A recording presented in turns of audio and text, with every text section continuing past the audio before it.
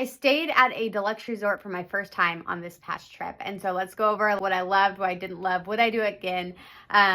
So just for backstory, I have stayed at Coronado, which is a moderate resort. I typically stay at Pop Century. I've stayed at Airbnbs, and then I've also stayed at the All-Star Resorts.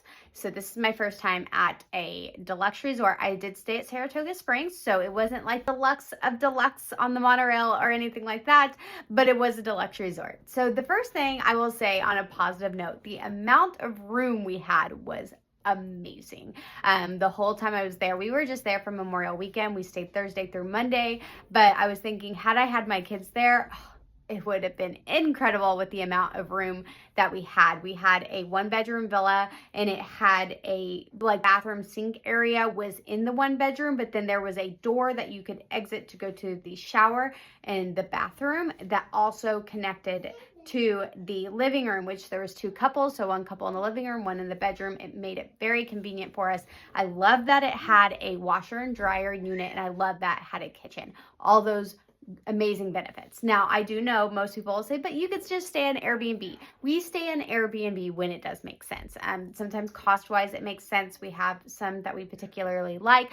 I do like being in the Disney bubble, though. The Disney transportation is a really big sell for me, not having to get a rental car. So those are factors that we include. And there's just something about being on Disney property that just makes me happy. So I do love that our resort had all of this in it.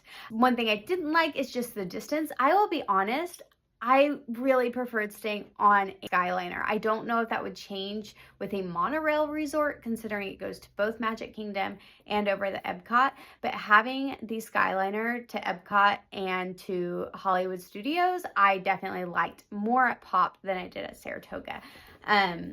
But the size of the room, I think I would still take over it. It was great. I loved being walking distance from Disney Springs. That to me was like a game changer for me. It was amazing, but we haven't gotten to spend a time at Disney Springs just because of the commute and things to that nature on past trips. So being able to spend some time over there was really great. Deluxe resorts do have a benefit for extended evening hours where they get 2 hours after the park closed.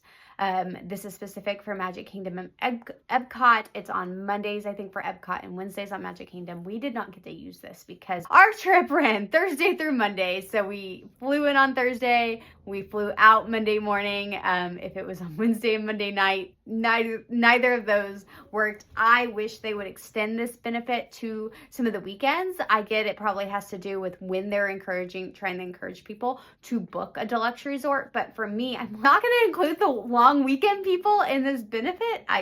I don't know. That part I was a little I at least do Animal Kingdom on Fridays, because they do that sometimes if they have a holiday during the week and they're not going to offer it on a different day. Sometimes they offer Animal Kingdom on Friday, and they have done Hollywood Studios, I think, on a Thursday in the past.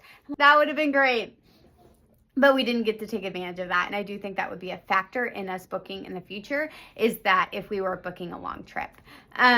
But other than that, I do think Pop Century, to me, makes me feel more in the Disney bubble than the deluxe resorts do, just because the over-the-top theming is incredible.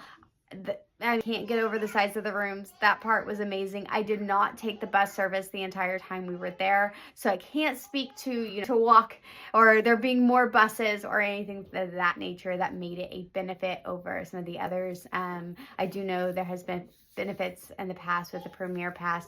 Obviously there isn't this time. That wouldn't have been a factor because we don't do Premier Pass. So overall, would I do it again, considering all the things that I've just said and talked through? We are actually considering doing it on our next trip in October. But specifically why is one, because we are going to be bringing our kids, and we could do a 2-bedroom villa for that. So that's a really big benefit for us to be able to do a 2-bedroom villa.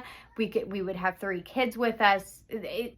Cost starts making a lot more sense when you have more people traveling. I personally have never been able to justify going to Art of Animation because the price of 2 rooms at Pop are usually less than the price of Art of Animation. I've never understood that.